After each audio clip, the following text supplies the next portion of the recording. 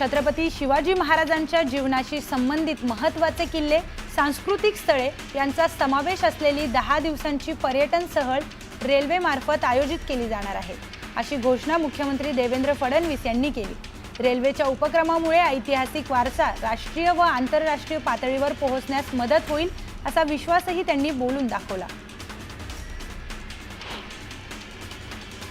उपमुख्यमंत्री अजित पवारांनी Marathi big boss विजेता सूरज चव्हाणच्या घराच्या बांधकामाची पाहणी केली आहे। बांधकाम उत्तम दर्जाचं करण्याच्या सूचना अजित पवारांनी दिल्या आहेत।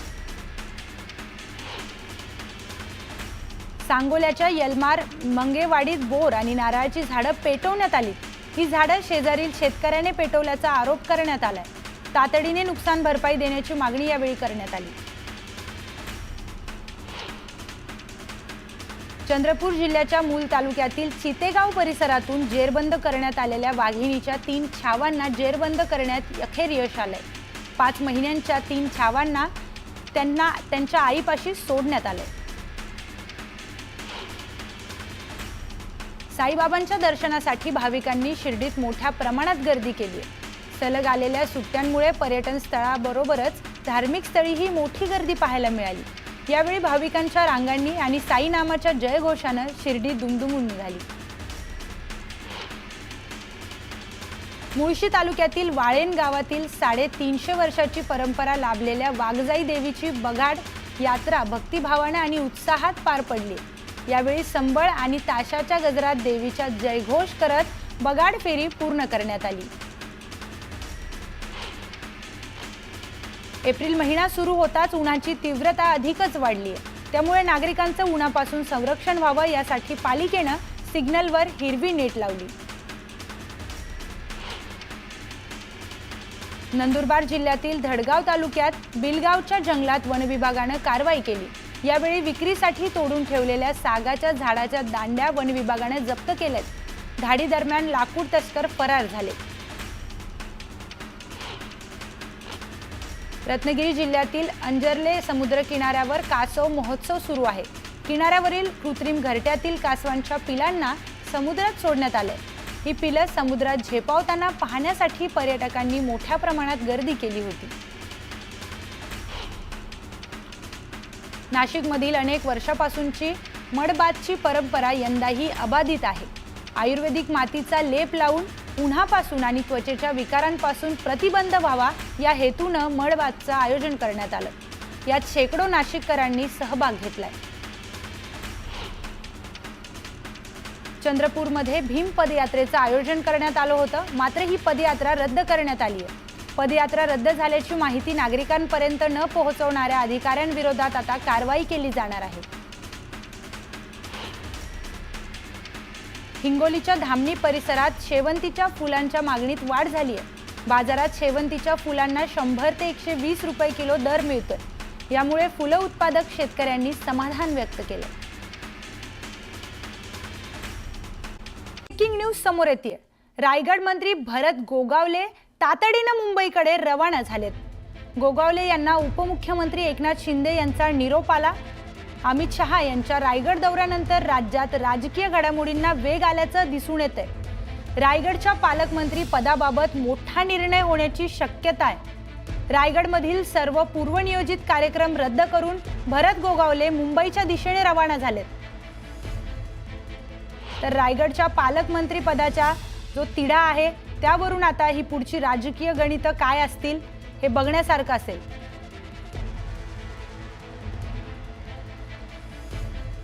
तर पाहूयात सुपरफास्ट 100 बातम्या।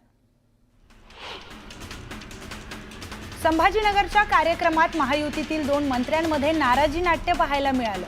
कार्यक्रमाला उशिरा येत असल्यानं मंत्री अतुल सावेंनी नाराजी व्यक्त केली।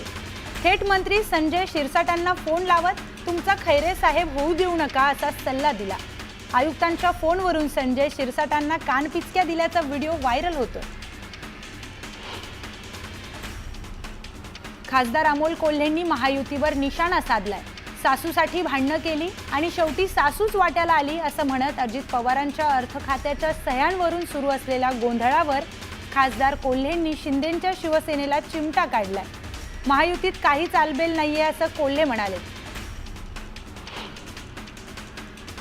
एकनाथ शिंदे अमित शहांमार्फत बोलणार नाहीत, काही असल्यास ते थेट अजितदादांना कॅबिनेटमधून बोलतील असं वक्तव्य सुधीर मुनगंटीवार यांनी केलंय.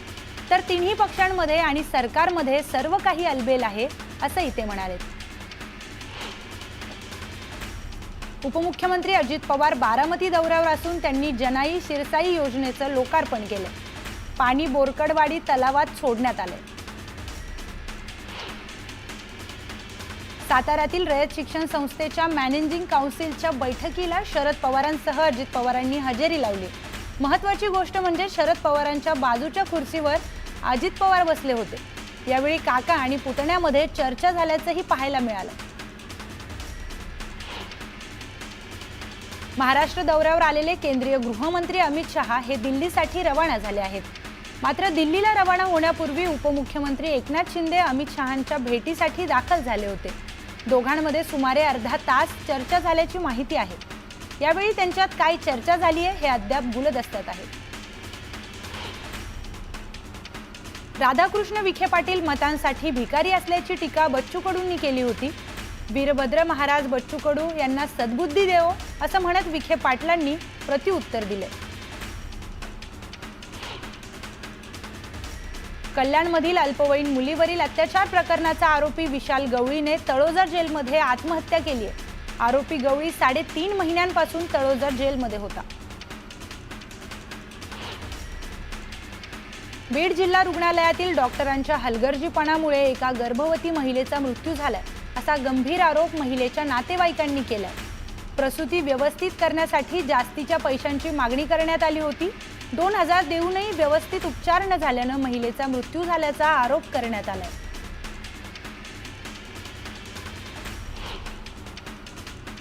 अष्टविनायक गणपतींपैकी मोरगावचा मोरेश्वर, हेऊरचा चिंतामणी तसेच परिसरातील 5 मंदिरात दर्शनासाठी ड्रेस कोडची नियमावली जाहीर करण्यात आली आहे. मंदिराचे पावित्र्य राखण्यासाठी तोकडे कपडे परिधान करून दर्शनासाठी न येण्याची विनंती करण्यात आली. ऐन लग्न सराईत सोन्याच्या दरात मोठी उसळी पाहायला मिळते. त्यामुळे वधूवर पित्याचे टेन्शन वाढले. देशातील वायदा बाजारात देखील सोन्याच्या किमतीमध्ये तेजी पाहायला मिळते. सोन्याचे दर प्रतितोळा 6,800 रुपयांनी वाढले आहेत. सोन्याचे दर आता प्रतितोळा 96,450 रुपयांवर पोहोचलेत. उन्हाच्या झळा वाढल्याने पाण्याच्या टँकरची मागणीही वाढत असतानाच आता महापालिकेने टँकरच्या दरामध्ये गतवर्षीपेक्षा 5% वाढ जाहीर केली. त्यामुळे नागरिकांच्या उन्हासह पाण्याच्या टँकरच्या दरवाढीच्या झळाही सोसाव्या लागतात. उन्हाचा पारा वाढत असताना मुंबईला पाणीपुरवठा करणाऱ्या 7 धरणातील पाणीसाठाही झपाट्याने कमी होतोय.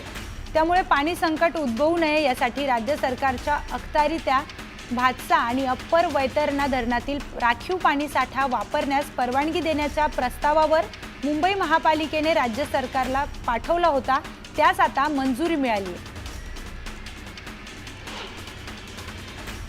पुणे शहरात वाढत्या पाणी टंचाईमुळे महापालिकेकडून मोफत टँकरद्वारे पाणी पुरवठा केला जात आहे. मात्र अनेक भागात टँकर पोहोचत नसल्याच्या तक्रारी वाढल्यात. त्यामुळे टँकरच्या फेऱ्यांवर नियंत्रण ठेवण्यासाठी आता नोंदवहीत सहाय्यक आयुक्तांची स्वाक्षरी बंधनकारक करण्यात आली आहे. राज्यात जमिनींच्या मोजणीसाठी नव्याने तयार करण्यात आलेल्या ई-मोजणी व्हर्जन 2 मुळे मोजणीला वेग आलाय. एकट्या मार्च महिन्यात राज्यात तब्बल 39,000वरून अधिक विक्रमी मोजणी झाल्यात. हा आजवरचा विक्रम आहे.